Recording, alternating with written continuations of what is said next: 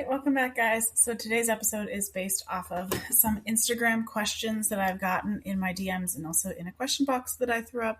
So we're going to kind of be diving into those, but first, before I do that, and so I did a post last week where I talked about the difference between regulation and calm, because it seems like most people, when they think about regulation, they think it's about being calm. And that can definitely be what it looks like, but that's not actually what regulation is. But what I am going to do is explain to you that nervous system regulation does not mean calm. Same thing with nervous system rewiring or nervous system repair. Okay. So if this is your first time here, then I'm going to dive a little bit into this. If you're not new here, then you already know this. But nervous system regulation does absolutely nothing until you rewire. Okay. And rewire and repair can be the same thing. It just kind of depends on how you think about the nervous system. But essentially, the nervous system it's in your body. It's made up of nerves. It's made up of synapses. It's all these different things talking to each other. It's your eyes are involved, your ears are involved, your mouth is involved, your touch is involved. All the different senses are involved. And so the nervous system is constantly scanning the environment in order to keep you safe. All right. And basically what happened is that whenever you were little, you were not able to regulate anything in your body on your own. Therefore, you had to co-regulate, okay? This is why little babies, whenever they're screaming and crying and they get picked up and you're like, shh, everything's okay, they calm down because they sense that you are calm.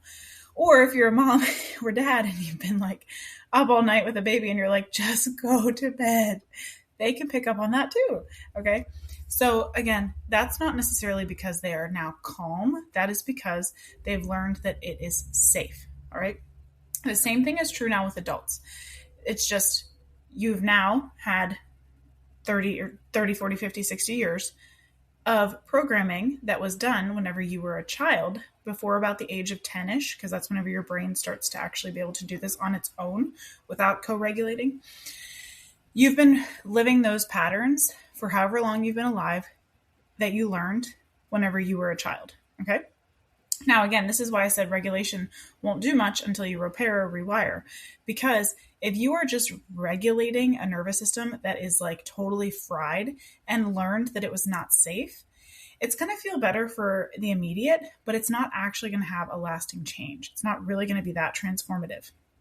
Versus if you rewire first, and rewired simply means showing your body that in a specific situation, when you hear a specific tone of voice, when you smell a certain thing, when you get the phone call from a specific person, that everything is safe.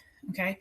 Then honestly, the regulation side of things becomes less important because you're not going to be activated by whatever it is that you are experiencing. Okay. And so that's one of the biggest things to keep in mind is that the regulation side of things, yes, is super important. Making sure that you're taking care of yourself, doing all of the things is very, very important. However, you have to rewire first so that your body, when it gets that stimulus, does not automatically go into activation mode. Okay. And I do that very specifically in my Rewired and Regulated program, where I really show women how it is possible to rewire their system and then therefore learn to regulate whenever they're activated, whenever they're in a down state, whatever it is, so that they can, one, feel safe in their life, and two, really show up as the person that they want to show up in life and in business. Okay? All right. And so that's just a little bit of background here. So today, again, I really want to talk about what regulation actually means versus what it kind of is looking like on social media or with different coaches. So the wellness industry is like totally getting this wrong. And it's similar to the functional health space, where at first functional health practitioners had, and a lot of them still do, this is just a blanket statement. I'm not actually specifically saying that every single person is bad, right? Because they're not. This is just blanket on how the big people take over everything, and it kind of makes the trickle down effect. And so function health, not the company, but functional health, whenever it first came out, was really about like that root cause healing. But unfortunately, over the last few, probably 5, 6, 7, 8, 9 years, there's been sort of a shift where, yes, it still is root cause, but they've kind of latched on where it's like one thing. So it's mold or it's like reverse osmosis water and lack of minerals. It's like one thing is like the thing that is affecting everything in life. And that's not necessarily how it is. They've also somewhat gotten away from that the actual root cause effect as well. And the same thing is true with all of this nervous system talk that we see now, where a lot of people don't actually understand, one, what the nervous system is and what the main function of it is, and two, what regulation actually means and what it actually looks like in a day-to-day life. Okay. And so this is where I want to talk about this now, because we know that it's probably following the same trajectory as it did with functional health practitioners. And again, blanket statement, not everybody's like this. Okay. So let's see. Before I tell you about what is getting in the way of your healing, I want to give you a picture of what's actually happening inside of you. Okay. Because your nervous system is not a mood, right? Like, it's not like this, like, it's not that you feel anxious, or it's not that you are this like certain type of personality. Your nervous system is a living, intelligent system that has been running in the background, usually in your subconscious, for your entire life, literally since before you were born, right? Like, I don't remember what week it forms and develops, but like, it's happened since before you were born. And it's been learning and watching and hearing and listening and everything from the world around you. And it's been learning what is safe and learning who can be trusted, learning what again, safety generally looks like. It's also been learning what being unsafe looks like. And this does not have to be that you are running from a tiger anymore, like everybody does the example. This can just be that you learned that we don't say I love you because that feels like kind of weird. We don't give hugs because that feels weird. We don't charge what we actually are worth because that would mean that we're a bad person, whatever it is, right? And there's some, your body's so good at this because we as humans are meant to live in like a clan, right? In a group of people. And so therefore we want to fit in, because if we fit in, like back in the old day, we would be with a group of people. We would have other people looking out for us. Our chances of survival were so much greater. Now, nowadays, we don't necessarily have to worry about survival per se from like a saber-toothed tiger coming to get us or whatever. But now it's more of like these social media things that feel really hard and scary, or the job loss, or whatever it is. And so we want to stick with what we know and what feels comfortable. Being the black sheep is actually really, really hard for a lot of people's systems, because that means that they're putting themselves in quote unquote danger. Okay. And the reason that this happens is because your nervous system does not use logic. It doesn't respond to like very reasonable cognitive arguments. You cannot think your way past what it is feeling. You cannot use willpower to override it. All it does is it speaks in like a felt or lived in experience, right?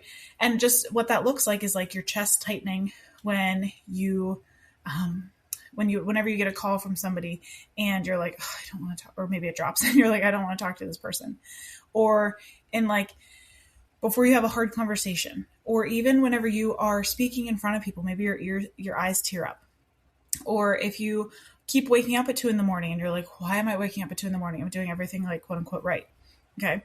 So this is where like the responses that your body is doing and giving you are not these like random things that are happening. They are truly intelligence. And your nervous system learned like really specifically in like in these different moments that you went through. Again, usually when you were young, they learned that in order to make sense of what happened, like this is what it had to look like for you specifically. So this is going to be very different for each and every person. And let me just give you an example. So whenever I was going through confirmation, I was in 8th grade. That's when our diocese did it. And maybe I was younger. I don't remember. I think it was confirmation. I don't know, whatever. And I remember in order to go through the process, you had to get like interviewed. And so I went in and I was being interviewed by this nun who like absolutely terrified me, because she just never came off as like this warm person. It was very much like kind of standoffish. And I went in there and for like no reason really, well, I know why, but for no apparent reason, I started crying. And she was like, why are you crying? And instead of being like kind and compassionate, she was quite, as I took it, like very judgmental. And so therefore, what my system learned is that when I am like one-on-one with somebody who is like, quote, an authority, my body kind of shuts down and my eyes start to water, my voice starts to go funny, and it like doesn't work super well. So I've had to slowly rewire this because that is what I learned should be happening. Okay. And so these are things that your body has also learned, again, in order to make sense of whatever it was around you. So in that specific example, my body was probably saying, if I tear up, if I get nervous, and if I should be vulnerable, then somebody will take care of me. But what actually happened was the opposite, that rejection. And therefore, that's what I then carried on, honestly, through my adult life, and I still struggle with sometimes, okay? Even though I understand it and I am rewiring it, I thankfully don't have to go in that many situations anymore where it's like one-on-one with like a quote authority person. So it's not that big of a deal anymore, but it is something that is so ingrained in me, okay? And in my work, I talk about the 7 deadly wounds. The main ones that we talk about are that rejection, abandonment, fear, and powerlessness. There's a few other ones as well. And these are wounds that you have learned. And again, these are based off of Christ. So he has felt every single one of these. And these are wounds that you have learned whenever you went through a situation like I just described, or your basketball coach told you that you were too short, or that your parents said, why didn't you get straight A's, right? So cognitively, you're like, this should not have had that big of an effect on me, but it still does because of the way that your body understands and has interpreted it, okay? And again, you do not have to have a terrible childhood for these wounds to like live inside of you. Every single person has these. Again, even Jesus had them, because remember, Jesus felt every single thing that we feel. And so therefore, he even has experienced these things, all right, because of us, but he also has experienced these things. And the women that I work with are like such high achievers. They're leaders, and they were raised, most of them, by parents who were like genuinely good people, but they're still people. We are still people. I am still wounding my children, even though I try my best not to, because I'm a fallen person. The only thing I can do is become aware of that, acknowledge that, do my best to apologize for that, and to ask Christ. And I always say, like, Blessed Mother, like, please, like, fix the little cracks with gold so they're even more beautiful. That's the only thing that we can really do, is, again, trying to better ourselves and have that awareness, okay? And these wounds don't require, like, cruelty or, like, physical abuse or anything like that. It just requires one specific moment, like a single moment where your body connected, like, in order to stay safe and to stay loved and to stay connected, I therefore have to do X, Y, or Z. And from that moment forward, your nervous system built a survival strategy around whatever conclusion that you drew, whatever you perceived to be true. Okay. And that survival strategy has been running inside your body literally ever since. Okay. And so that's what I take on it, because I do not believe that, again, regulation is going to fix those things. You really have to go deep, rewire them, and then regulate if necessary. And honestly, from that point, it's not super necessary, because you're already going to start taking care of yourself, because you're going to strip away all those things that say you have to work so hard and you have to do all these things and be this person, and you're going to be okay to rest. You don't have to regulate as much. Okay. And again, now let's talk about what regulation actually means. So again, this is like everywhere nowadays. Regulate, regulate, regulate. Again, this is a good thing. I'm not going to get into the etymology or anything like that. Generally speaking, though, if you hear regulate, people typically think of like breathing slower, going for a walk, doing journaling exercises, doing yoga, like doing things like that are going to kind of bring you back to a baseline. And again, those things are really good. Those things help. Aside from yoga, I do all of those things. I do soul core instead. And again, these are good things. So like, I'm not telling you to stop breathing or stop your breathing practice or anything like that. What I'm saying is that in order to help them be like actually supportive for you, you need to first rewire your system. Okay. So what are these almost like coping mechanisms? What are they actually doing? Well, they're essentially like turning down the volume on the smoke alarm. So think of your body like it has an alarm. The alarm is going off because you're in a situation that has triggered something. And that alarm is like unbearable. That can show up that can manifest physically, emotionally, spiritually, in relationships, whatever. And you have learned to quiet the alarm. Okay. And the problem with that is that you're not actually going into the kitchen or into the house, whatever, to figure out like, why is there smoke? So yes, we're down regulating, but we're not actually figuring out why there's smoke in the first place. And that is that wound that I'm speaking of. Okay. You're not figuring out why your nervous system actually believes that it has to sound the alarm. And so what happens is that the alarm keeps going off again and again and again. And until something says in your body, like, okay, the alarm can go off for a little bit right now. Right. But then the alarm's going to come back, and you've just gotten really, really good at dampening the alarm. The other way you can think about it is if you're like a house and you start to notice your house has a big crack in the wall, and you're like, where in the world did this crack come from? Let's repaint it because this crack is really ugly. So maybe you get some, what's that called? Whatever that pink stuff is that you put in, mud, whatever it's called. And you start to like mud the walls, sand it, you paint it, everything looks beautiful again. That is regulation, okay? What you're not doing, though, is figuring out, why is there a crack in the first place? And you might do a little bit of investigation. You might kind of walk around the house. You might look in the basement. You might try to figure out, like, oh, what's going on? But you're not actually going deeper to figure out, like, what is the foundation actually doing, and why did it allow this crack to happen? And how do we fix it so that the crack no longer happens? Because you just regulated by beautifully painting the wall again or putting up wallpaper. But after a little bit, it's going to crack again. And you're going to get so annoyed and be like, why does this wall keep cracking? I'm doing everything right. And it's because you're not going deeper under the surface, right? It's the same thing with all of these different regulation tools. They're all good, beautiful tools. However, if you like are not actually fixing what's underneath of why you need the tools, it's not going to work. Remember I talked about the functional health stuff at the beginning? This is that same idea where, again, we really want to get to the root of why the alarm is going off and to fix that so that we don't just keep down regulating it. Okay. And so what that means is that true regulation is not a management. True regulation is not just calm. True regulation is actually your nervous system learning that it is safe and being aware that it is safe. And not taking this past experience and bringing it into your current experience right now. Okay.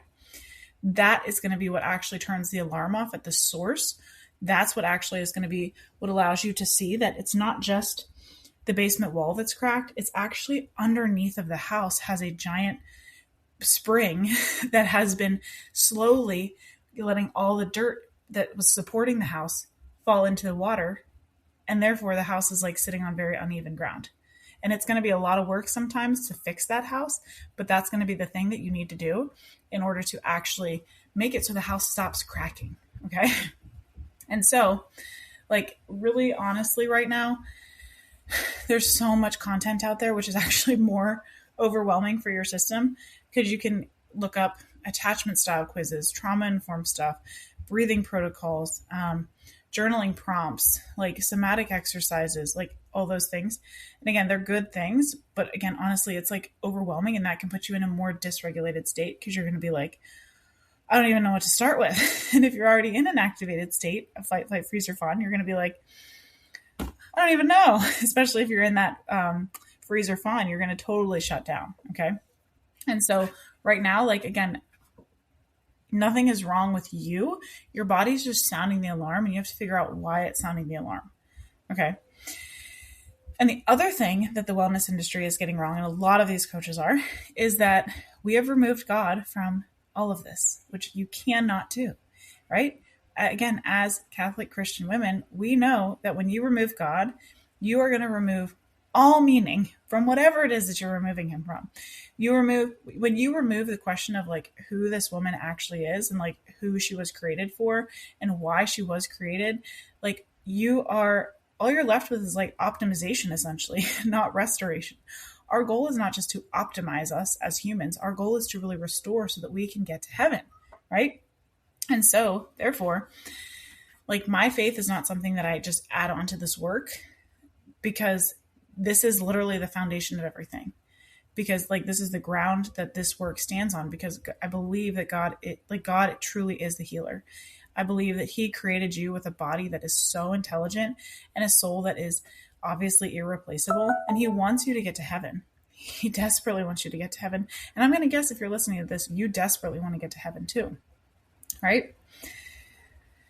But what happens is that if your healing framework does not bring you into encounter with who Christ is and address even those deeper wounds that aren't even about business, right?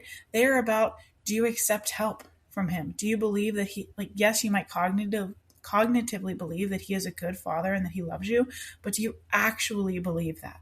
Do you actually believe that he will provide for you? Do you believe that you have to work super, super hard to provide for yourself? Or do you believe that you can just do your best? And even if you don't finish your to-do list, then he will take care of the rest, and he will do it for you, right? We cannot do this without Christ. Okay. All right. So now let us talk really fast about how do we know if this is the work that you specifically are missing. Okay. So I want to give you some different signs that there's a wound underneath underneath of your nervous system behavior that like you have not necessarily been aware of before. Okay. And the goal with this is not to make you feel bad. The goal with this is to help you name that part so that you can then see like, oh, this is the crack. Okay.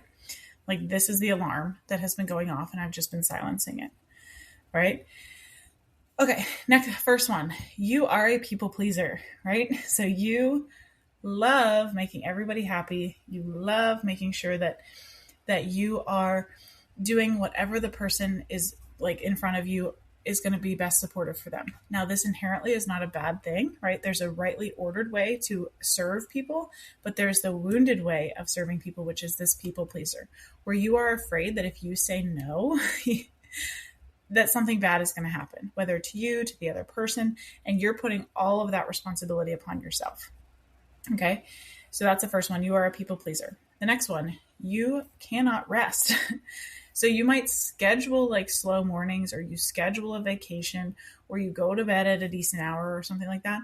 But even when you're doing these things, you are unable to actually fully rest, right? And fully rest means that you get up from those things and you're like, oh, I have to do this next thing right now. I just talked to a woman this morning. She runs a paid ad agency, and she is a wonderful client.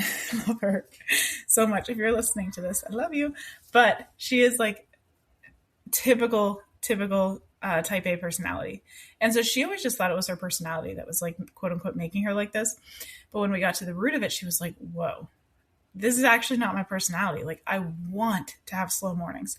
I want to do these things, but I feel like I can't, because if I don't just work all the time, then that means something about me. Right? So yes, we could regulate through that, but we don't just want to regulate. We want to get to the root, because that's what Christ really wants us to do. He's using all these things to help us dive deeper into our sanctification. Okay.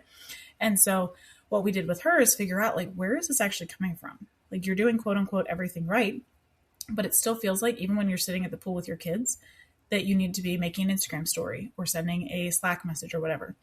And that for her specifically came from this fear of powerlessness, or from this wound of powerlessness.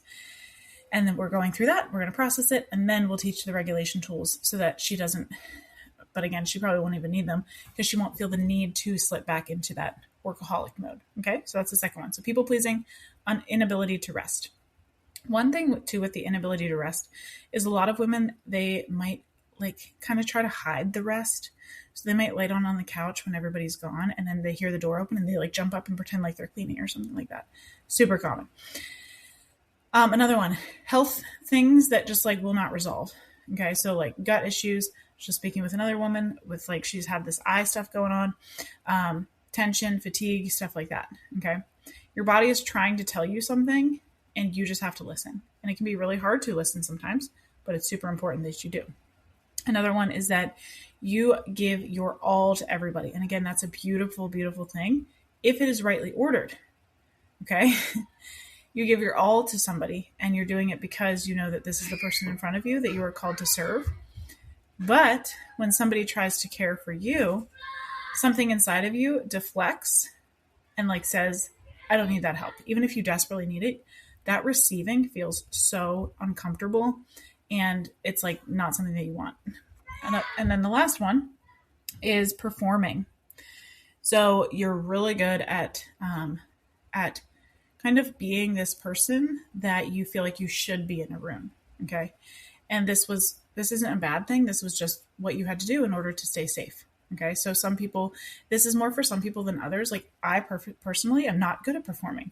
I go the opposite direction and I shut down, versus other people thrive on that performing. And again, performing is not a bad thing. Obviously, acting and singing is a beautiful thing if it is rightly ordered, versus if you are putting on this face just to make sure that people don't see the real you. Okay. All right.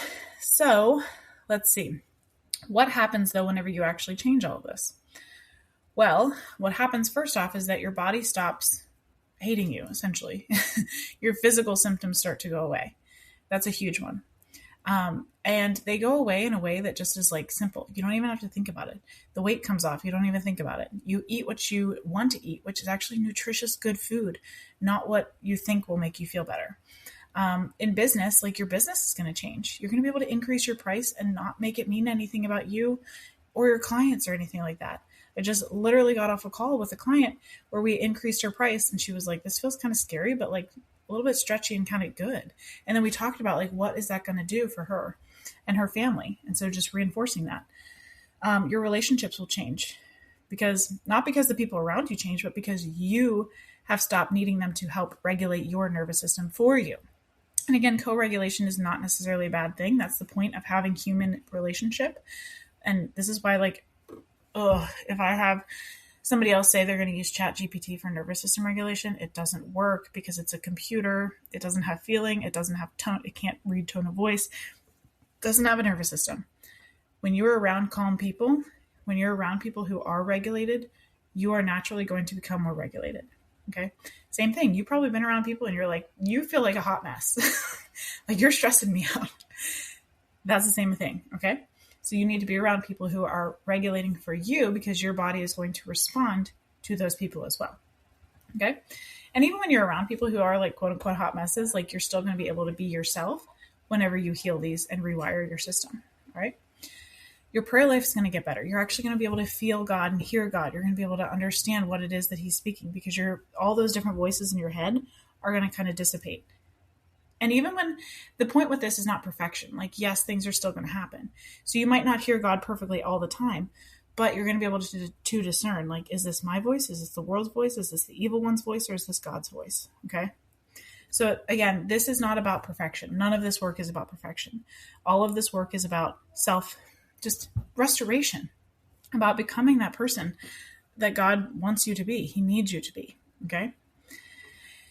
And so what this looks like for you right now is that you right now should look in the show notes or DM me, wherever you're listening to this, whatever, comment the word wide awake, I guess 2 words, because I have a brand new free Telegram community where I teach this work regularly. Like this is not surface level content. It's the real thing. The link is in the show notes. I want you to come, listen, ask questions, and really start to get a feel for whether this is the right next step for you. Because if you've been managing yourself for a long time, you're probably super good at it, super good at it. But you were made for more than managing yourself. Okay. You were made to thrive. You were made to be that woman who gets other people to heaven, especially herself and her family. Okay. So again, right now, I want you to go to the show notes, grab that free Telegram community where I'm going to put up regular trainings, very similar to this, but even deeper. And I would love to see you inside.